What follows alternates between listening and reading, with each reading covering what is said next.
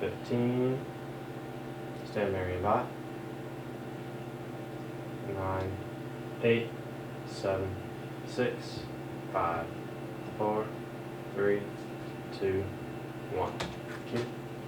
A quiet end to our evening here in the Cape Fear. Clear skies and temperatures cooling off into the mid-70s, and those dew points are starting to increase as we go into the evening, making it a little warmer and muggier feel here. We'll be in the lower 70s by 3 a.m. in the upper 60s by 6 a.m. Figure News at 11 starts right now. You are watching WWAY News at 11. Now on WWAY News, protests continue in the Cape Fear after the Supreme Court's decision to overturn Roe v. Wade, plus a call to end violence and bullying in schools, and thousands of dollars raised for students working toward degrees and certifications. Hello and thanks for joining us tonight for your News at 11. I'm Sydney Bouchel. We're starting tonight with the latest on protests following the decision to overturn Roe v. Wade. People continue to voice their frustrations with the ruling in the Cape Fear. WWAY's Anit Joseph was at a demonstration today and brings us the story. This is about the right to bodily autonomy. Several people stood Sunday on the steps of City Hall in downtown Wilmington to protest Friday's Supreme Court ruling. All of these people here are against having someone that is not involved in their lives make that decision for them. Organizer Kelly Cohart wasn't able to make Friday's impromptu rally in his park. I wanted to keep the momentum behind this movement going. I didn't want it to be one protest. Samuel Cook says the ruling infringes on women's rights to make decisions about their bodies. It's a human right in that, like, just the right to do what you want with your own body, you know? This is the second event planned in Wilmington since the Supreme Court overturned Roe v. Wade. Participants I spoke to say they are not happy with the decision, but not everyone feels the same. I stopped by a couple of Catholic churches in the area. Although they did not want to go on camera, they were elated with Friday's ruling. Tom McDermott stopped to talk to me. How do you feel? I'm not unhappy about it. McDermott says he can empathize with women and their right to choose. My opinion would be that a woman has a right to deal with her own body, but at the same time, I feel someone has to speak up for people that I consider alive in the womb. Cohart says it's about having a choice. Most people that have had abortions, it was probably one of the most difficult decisions of their lives. In Wilmington, Anit Joseph, WWAY News. After the ruling, many states quickly imposed abortion bans, while others are positioning themselves to be abortion sanctuaries. In North Carolina, abortion is allowed with restrictions. Counseling is state mandated with a 72-hour waiting period. Popular Wilmington restaurant shut its doors for dinner service after the historical decision. The owners of Ceviche's canceled more than 150 reservations before a protest Friday night at Innis Park. Owner Laura Tiglier says she closed in solidarity with those who, quote, feel at risk of losing their right to body autonomy. Tiglier says they understand cancellation for short notice, but she wanted to use their platform to support women who were upset by the news. She says it took time for her and her employees to process the news. I think everyone was just a little stunned, and it was hard to process. The reaction was overwhelmingly positive, and everyone was very understanding. And of course, we did get some customers that were inconvenienced, but I think the point was that, oh, we took away my choice for you today. How does that feel? Tiglier says their social media was inundated with positive reaction to their decision to close. Police are investigating 2 shootings that happened over the weekend in Wilmington. Around 1:30 Saturday morning, officials responded to a shot spotter alert near the 400 block of North 30th Street. When they arrived, they found a 17-year-old with a gunshot wound. The team was taken to the hospital with non-life-threatening injuries. And less than 24 hours later, across the city, police responded to an incident near Greenfield Street.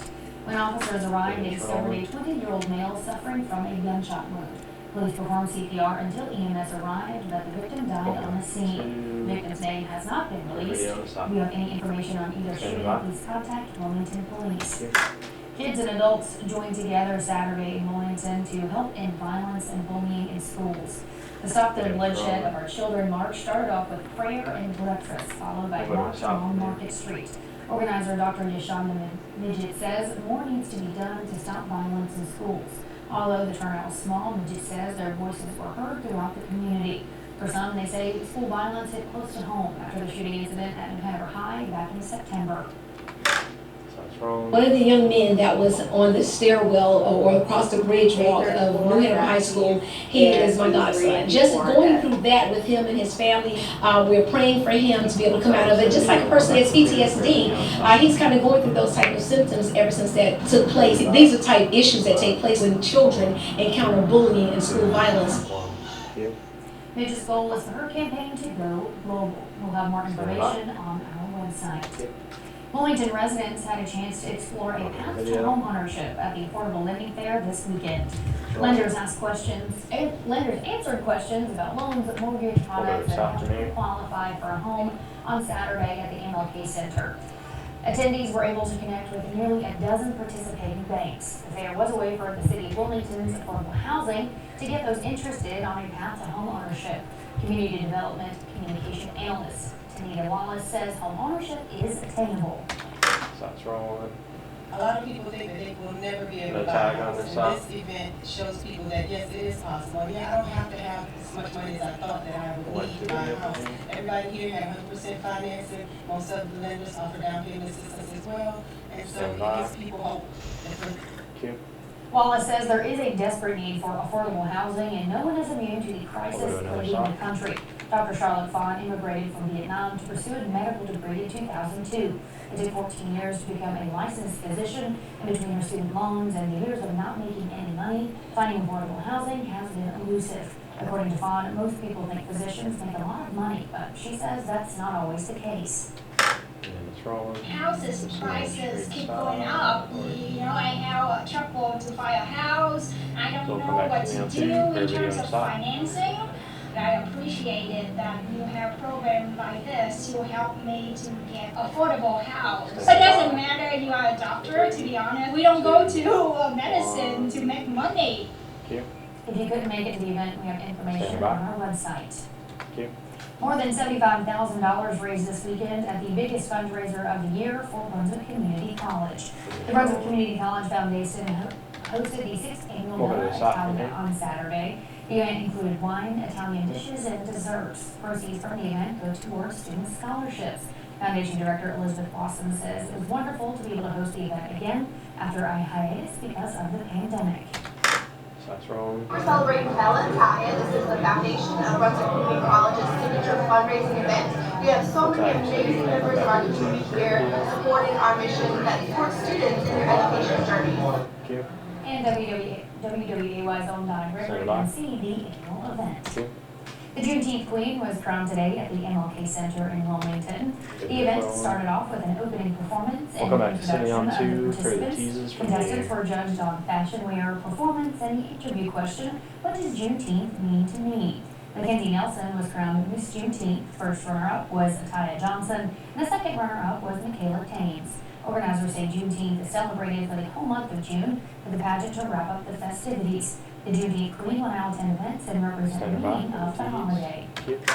A business owner is getting death threats after hosting a drag show. Give details on the event and why it's being met with backlash. You're headed out on the boat tomorrow. It's going to be a great day for it. Could see a few showers or storms throughout the afternoon, and a great day for the beach as well, with temperatures in the low 80s and plenty of sunshine.